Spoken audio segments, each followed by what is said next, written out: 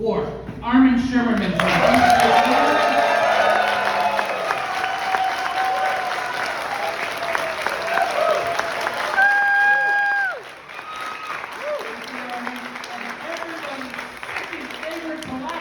Neelix, Ethan Phillips from Voyager.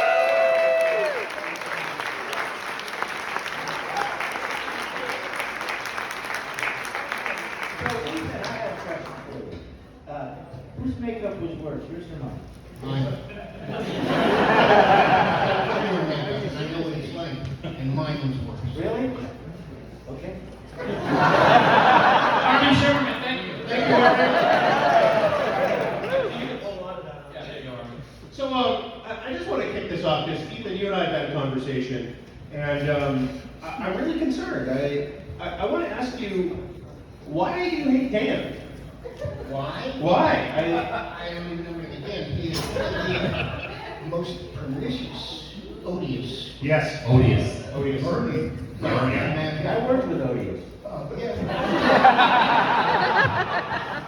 Dan is I don't know the words. Vile. Vile. Oh, yeah. No, having said that, is he the most vile person in the world? No. No. There are people that are worse than him. Not many. Not many. There was a meeting of them in a phone book recently. Than Dan. No, I've never met Dan. I think he's a wonderful guy. He's not. Is he a wonderful guy? Yeah, he pretty much I is. try to be, but Pretty funny. He's largely tolerable. He's got very hairy feet. He does. I do. I'm not going to show anybody, but I was a little hurt for a second because I told Ethan back before we come on that I have the perfect, without a doubt, best Neelix impersonation of all time. Hold up. Okay, I'm going to give a little rundown, and then I'm going to do it. This is Neelix when he loses his lungs.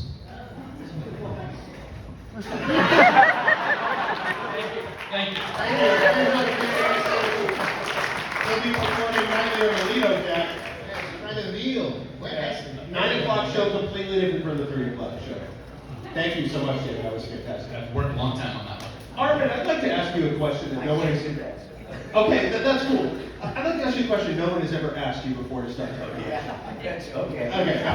Yeah, I'm sure you guys get asked a lot of questions that repeat over time and over the years. 2 hours. 2 hours. 2 hours. But Armin, which sock do you put on first? That's a great question. You mean on my feet? Yeah, preferably. Preferably. Are you Klingon? You must go with people out there. Yeah, sometimes. Yeah. I would say, yes. Yeah, he dresses me up, and my right foot. I can believe that. I've dressed Armin many times in the past. And we're not talking about in theater. No. No. This is at home, he's not there. Right, of course. What's wrong with us? I literally have L and R on my sock so that I remember. No? See? Okay. I'm not even joking. Yeah. Yeah. If anybody listens to Trekkies, I'm the stupid one. So I need L and R True. on my sock. This guy fell out of the stupid tree. He hit every branch. Yeah. Speaking of which, do you have a joke for us there? Oh my God. This guy goes to a proctologist and takes his clothing off and assumes the position. And the doctor says, "Now, Richard, I want you to try to relax and not take an erection." And he says, "Doctor, my name is Andrew." And he says, "I know, I'm Richard."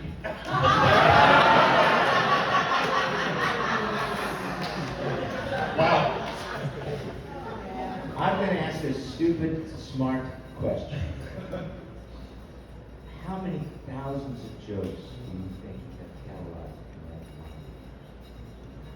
I would say at any given time about 400 or 500, time? I would say more. maybe more. It depends. It reminds me of a joke. Yeah. Really? If you ask him about bread, he's got 12 jokes. I have a joke about bread. Let's hear it. Let's hear it. It's again, it's a little blue. This guy says to his friend, he says, "Man, I'm really having a hard time in bed. I just can't seem to, get it up." And the guy says, "Have you tried rye bread?" He says, "Rye bread?" "Oh yeah." He says, "Come on." Next day he runs into another friend. He says, "Oh, I'm really having a hard time before performing really well with this, and we tried rye bread. I think I was the baker. The beautiful woman behind the counter. He said, give me 12 loaves of rye. She says, 12 loaves? Won't it get hard? He says, everybody knows about rye.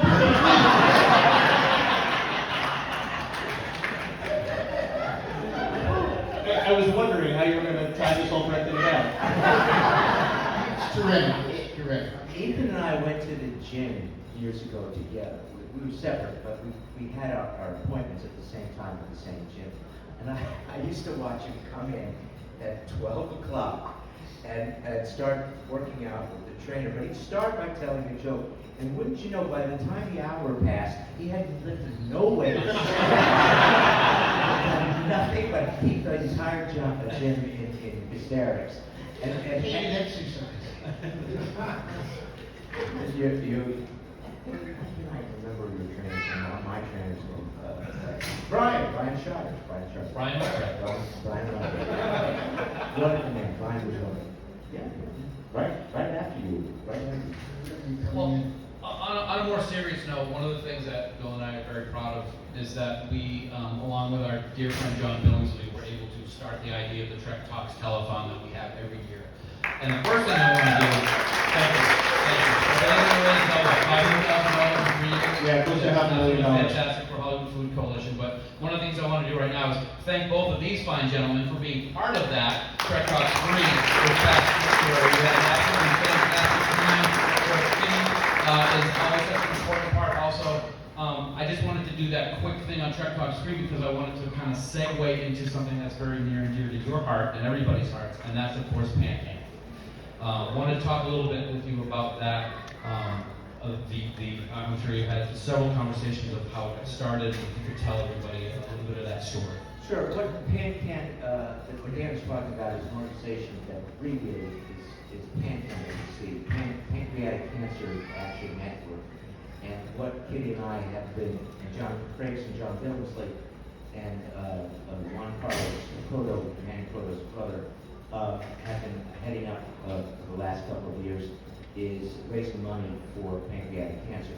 For those of you who do know, and for those of you who don't know, my wife is a 20-year survivor of pancreatic cancer. Wow.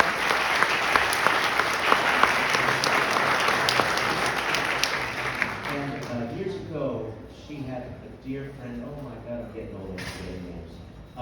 Who was the lady who was the lead in Facts of Life, the older lady? Charlotte Ray had pancreatic cancer. She was recommended to Kitty to talk to Kitty about her experiences, and they became very close, enormously close. And PanCan asked Charlotte Ray to be a spokesman, and Kitty would go with Charlotte to events where she would put Charlotte on the soapbox so she could look over the podium. And they were talking. And when Charlotte passed away, not from pancreatic cancer, she too was a survivor and was able to be cured of that. But when Charlotte passed away, the organization came to Katie and said, will you be a spokesperson for pancreatic cancer? And Katie said yes. And so for years, we have been collecting money to find a cure, to find markers for pancreatic cancer. What I mean by markers is that one of the problems with pancreatic cancer is that when you have the symptoms, it's usually too late.